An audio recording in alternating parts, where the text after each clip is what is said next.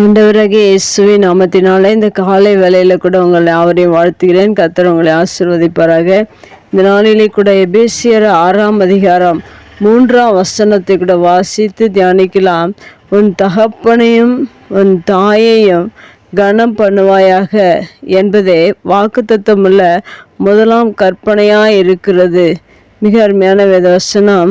தேவன் சொல்லியிருக்கிற கற்பனைகளில் முதல் காரியம் என்னவென்றால், ஒரு மனிதன் தாயும் தகப்பனையும் கனம் பண்ண வேண்டும் என்று இங்கு சொல்லப்பட்டிருக்கிறது. இதை தவறி இன்னும் அநேக கற்பனைகள் உண்டு. ஆனால் தேவன் மனிதருக்கு சொன்னது தாயும் தகப்பனையும் கனம் பண்ணும்படியாக. இன்றைக்கு ஆனால் இந்த உலகத்தில் தாயும் தகப்பனையும் கனம் பண்ணாத அநேக மனிதர்கள், அநேக மனுஷிகள் உண்டு. ஆனால் தேவன் சொல்லியிருக்கிற காரியத்தை நாம் செய்ய வேண்டும். அதை செய்யும்போது நமக்கு ஆசீர்வாதங்கள் அநேகம் உண்டு. இதற்கு மேலே உள்ள வசனம் 2ஆம் வசனத்தில் தாயும் தகப்பனையும் கனம் பண்ணும்போது நமக்கு நன்மை உண்டாயிருக்கிறது என்று சொல்லப்பட்டிருக்கிறது. பூமியில உன் வாழ்நாள் நீடித்திருப்பதற்கும் என்று சொல்லப்பட்டிருக்கிறது. ஒரு மனிதன் தாயும் தகப்பனையும் கனம் பண்ணும்போது அந்த மனிதனுக்கு நன்மை உண்டாகிறது. பூமியில வாழ்நாள் நீடிக்கிறது. இந்த ஆசீர்வாதங்களை நம்முடைய வாழ்க்கையில பெற்றுக்கொள்வதற்கு முதல் கற்பனையாக தேவன் சொல்லியிருக்கிற காரியம், தாயையும் தகப்பனையும் கனம் பண்ண வேண்டியது மிக அவசியம். ஏனென்றால் கனம் கொடுக்கும்போது தான் நாம் ஆசீர்வாதங்களை பெற்றுக்கொள்ள முடியும். கனம் கொடுக்காத எந்த மனிதனும் ஆசீர்வாதத்தை பெற்றுக்கொள்ள முடியாது. முதல் வசனத்தில் எபேசியர் 6ஆம் அதிகாரம் 1 வசனம் சொல்லப்பட்டிருக்கிறது. பிள்ளைகளே, உங்கள் பெற்றாருக்கு கர்த்தருக்குள் கீழ்ப்படியுங்கள் என்று சொல்லப்படுகிறது. இன்றைக்கு அநேக மனிதர்கள் கீழ்ப்படிவார்கள். ஆனால் கர்த்தருக்குள் கீழ்ப்படிதல் என்பது வேத வசனத்தின் அடிப்படையில் நாம் ஒவ்வொரு நாளிலும் தாயை கனம் செய்ய வேண்டியது, தகப்பனை கனம் செய்ய வேண்டியது மிக அவசியம். கனம் செய்வதென்றால் அவர்கள் சொல்லுகிற எல்லா காரியத்தையும் நாம் கீழ்ப்படிய வேண்டியது மிக அவசியமாக இருக்கிறது.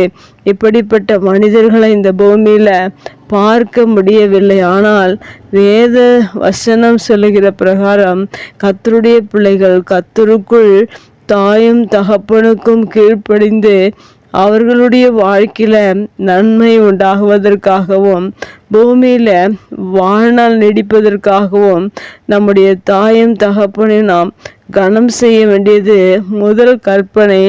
அது நியாயமான காரியம் என்று கர்த்தருடைய வார்த்தை சொல்லியிருக்கிறது. எபேசியர் 6ஆம் அதிகாரத்தில் 1 வசனத்தில் இது நியாயம் என்று சொல்லப்பட்டிருக்கிறது. இந்த நியாயமான காரியத்தை ஒவ்வொரு குடும்பத்தில் இருக்கிற பிள்ளைகள் தங்களுடைய தாயையும் தகப்பனையும் கனம் செய்யுங்கள், கீழ்ப்படியுங்கள். தேவன் உங்களை நன்மையினால் நிரப்புவார், நீடித்த ஆயுநாளை கொடுப்பார்.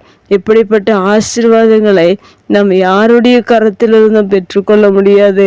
ஆனால் ஒரு மனிதன் தாயும் தகப்பனையும் கனம் பண்ணும்போது மெய்யாக அவர்களுடைய வாழ்க்கையில் நன்மைகள் உண்டாயிருக்கும், அவர்களுடைய வாழ்நாள் நீடித்திருக்கும் என்று கர்த்தருடைய வார்த்தை சொல்லியிருக்கிறதுனால் கர்த்தருடைய வார்த்தை பொய்யில்ல.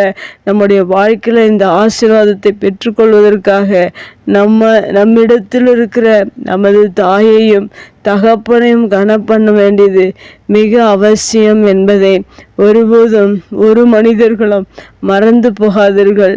கர்த்தர் உங்களை ஆசீர்வதிப்பார். கண்களை மூடி ஜெபிக்கலாங்கள். அன்பு தகப்பனே, இந்த அருமையான வார்த்தைக்காக நன்றி செலுத்துகிறோம். இந்த புதிய நாளிலே நாங்கள் நன்மைகளினாலும் ஆசீர்வாதத்தினாலும் நிரம்புவதற்காக எங்கள் தாயையும் தகப்பனையும் நாங்கள் கனம் செய்து உமக்கு பிரியமான பிள்ளைகளாய், உமக்கு நாங்கள் கீழ்ப்படுகிற பிள்ளைகளாய் கர்த்தருக்குள் கீழ்ப்படிய நீர் இந்த வார்த்தையை கொடுத்ததற்காக நன்றி செலுத்தினோம்.